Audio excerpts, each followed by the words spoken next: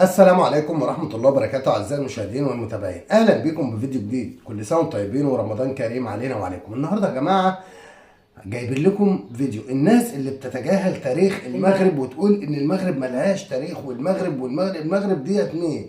المغرب دي دولة كبيرة، دولة عربية من أهم الدول العربية اللي موجودة في القارة كلها. أكيد يا بسيوني. وبعدين النهارده معانا هنتكلم عن سلطان مغربي يا بسيوني، هو اللي قهر أوروبا كلها، وطبعا وجيشه المرعب يعني. أيوه يعني هو ملك مغربي بجيشه قهر اوروبا. اكيد يا وارعبهم وخلى ما فيش حد فيهم يا داليا. ما هو اصل انت المغرب دي بوابه الدخول للدول العربيه. اكيد يا فلما يبقى فيها ملك قوي وجيش قوي ما فيش مخلوق هيقدر يقرب من الدول العربيه. اكيد يا بسيوني. خلي بالكم يا جماعه، يعني على طريقه الكلام اللي احنا بنتكلم بقى بالطريقه العاميه عادي علشان كل الناس تقدر تفهمنا ماشي.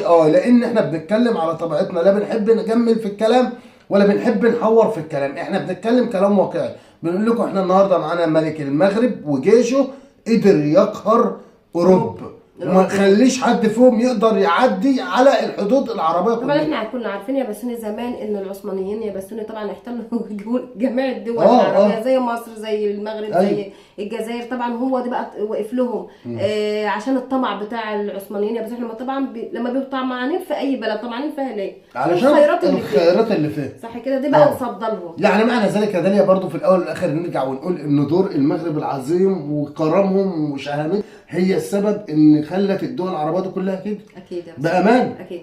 فطبعا يا جماعه هندخل دلوقتي مع بعض نسمع التقرير اللي معانا دوت ونسيب الحكم ليكم. ويا ريت يا ريت يا جماعه ما تبخلوش علينا باللايك واشتراك في القناه، وكل الناس تشاركنا برايها على الفيديو وتقول ايه رايها في المعلومات اللي معانا في فيديو النهارده. ويلا بينا ندخل نشاهد الفيديو. Morocco's history is filled with epic rulers who etched their names across the pages of history. Yusuf bin Tashfin, Ahmad al-Mansur. Its final great ruler was a man who ruled for 55 years, Sultan Ismail of the Alawite dynasty. He took Morocco from a fragmented land that was at the prey of the Europeans to a strong, independent country that could protect itself from external and internal threats. In the process, he provided the country with stability and prosperity, even if they were achieved brutally in his signature autocratic style. This video is a two-part collaboration with useful charts who will track the entire history of the Alawite dynasty before and after Sultan Ismail. واحد توضيح بسيط، هو كيقول هذا الفيديو تم انتاجه بالتعاون مع هاد القناه هذه اللي عرضها دابا. هاد القناه هذه حتى هي متخصصه في التاريخ وعندهم واحد الفيديو كما كتشوفوا هو داير لهم واحد السكرين شوت ديال الفيديو ديالهم كيعرضوا فيه هنايا التاريخ ديال العلويين من اول حاكم الى اخر حاكم. الا بغيتوا هذا الفيديو هذا نجيبوا لكم حتى هو نترجموا ندير لكم في القناه، خليوها لي في التعليقات. انا شفتوا هذا الفيديو هذا طويل شويه على بركه الله، ونكملوا الفيديو. فقط توضيح باش تعرفوا علاش عرض هو هذه القناه. I'll leave a link to his video in the description below. Make sure you check that out after you're done with this video.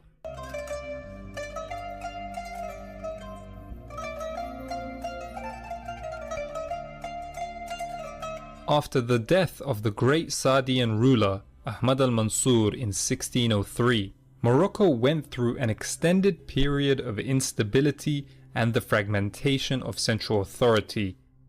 This gave local leaders the opportunity to stake their claim for power. It's in this kind of a political vacuum that the Alawites emerged. In the 1630s, Ismail's father, Sharif ibn Ali, established the dynasty. From the 1630s onwards, the Alawites expanded from their base in the Tafilalt region. Not much progress was made in this regard until the 1660s, when Ismail's competent brother, Rashid, forcibly took the family mantle in 1664. In the space of just 8 years, he was able to conquer all the important cities, thus managing to unite the country. For this reason, he was the first Alawite Sultan of Morocco.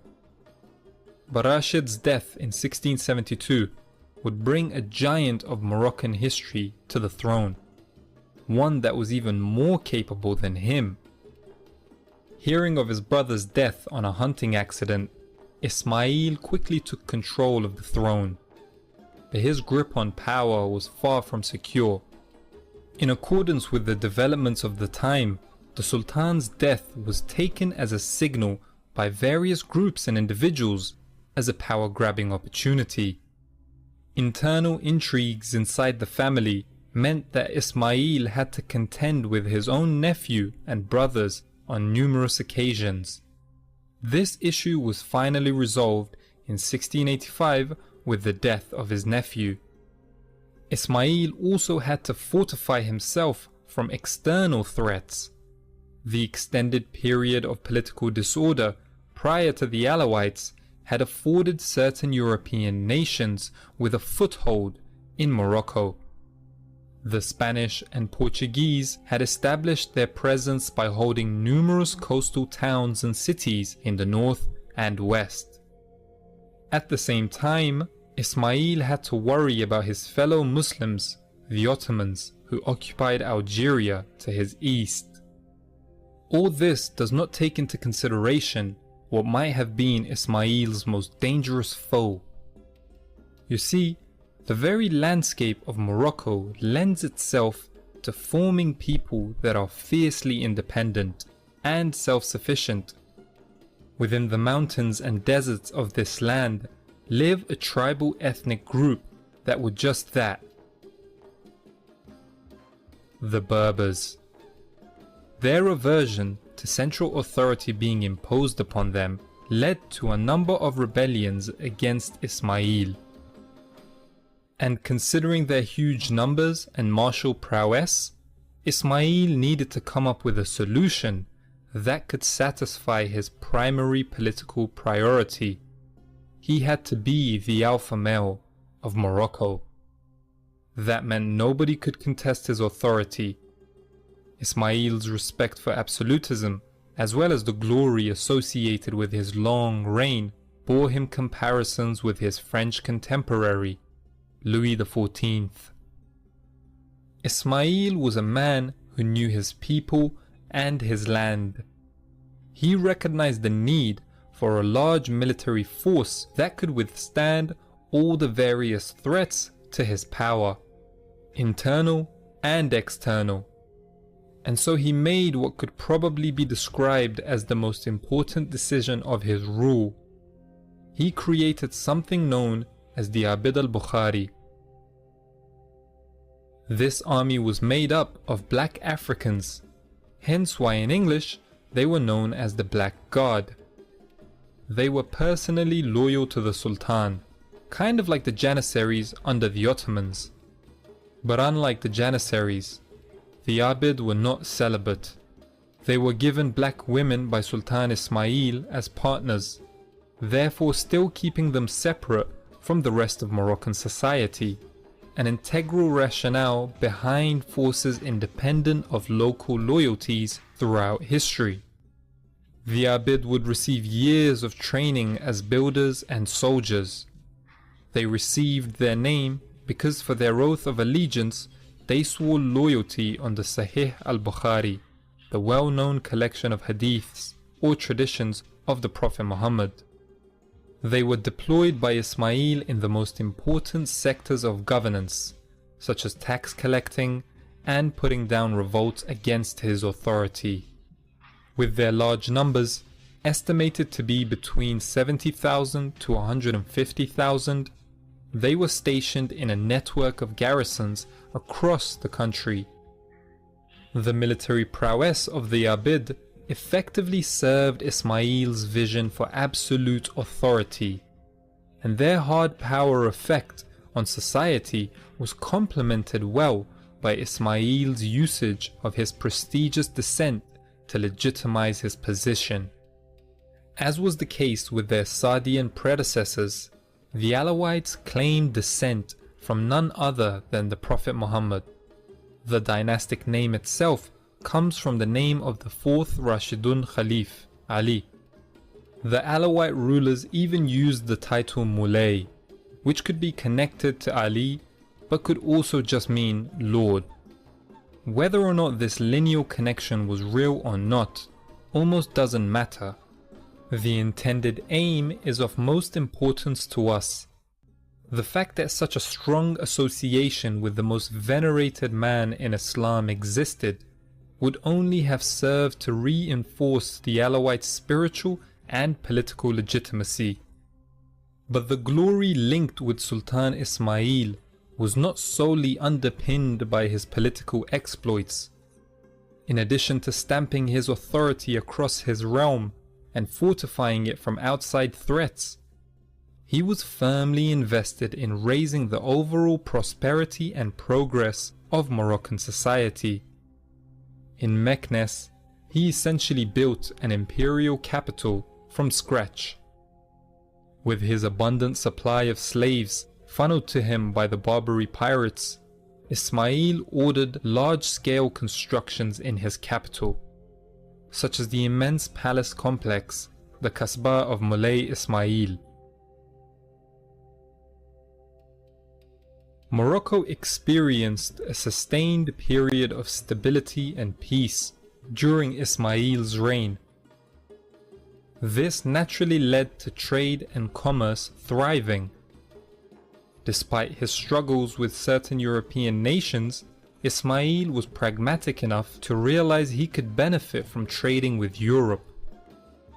In 1684, he had kicked out the English from Tangiers, but by 1721, the English were Ismail's biggest trading partners. Morocco exported commodities such as wool, copper, tin, dates, ostrich feathers and hides, whilst importing things like cotton, silk, gunpowder, and arms.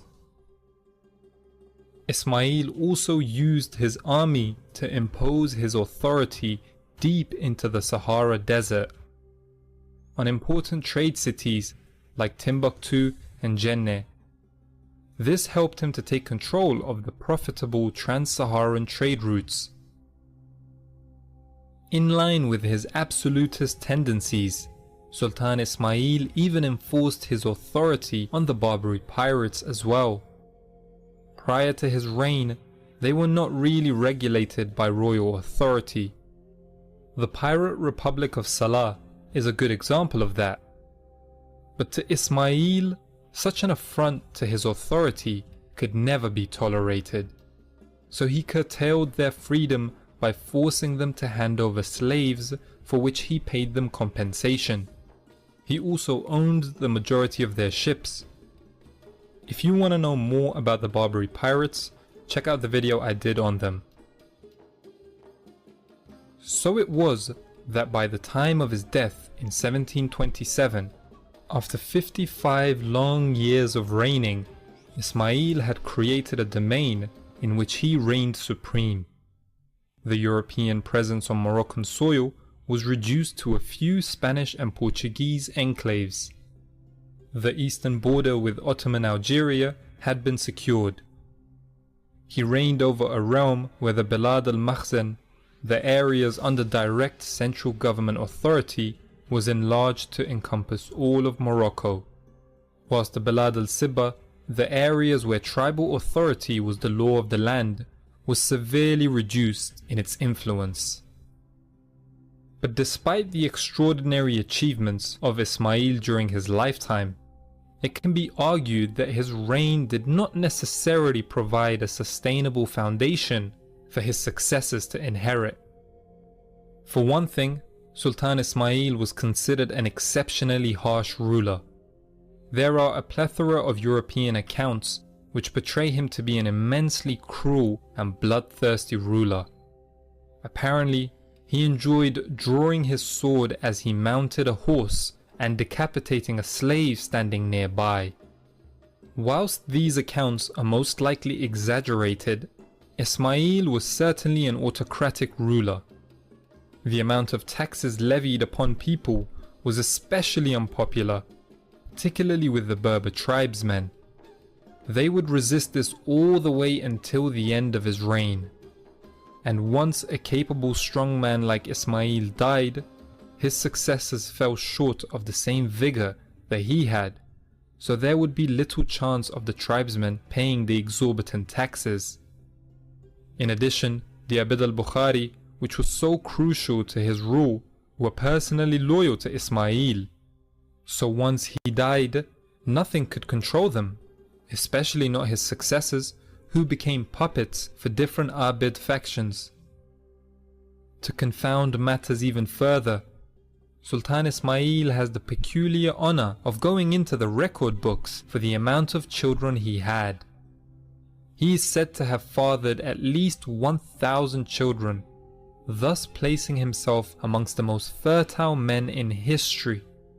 But in conjunction with the aforementioned factors, this resulted in the throne of Morocco changing hands more than a dozen times in the next 20 years, as Ismail's various sons fought over it, until his grandson, Muhammad III, stabilized the country in the second half of the 18th century.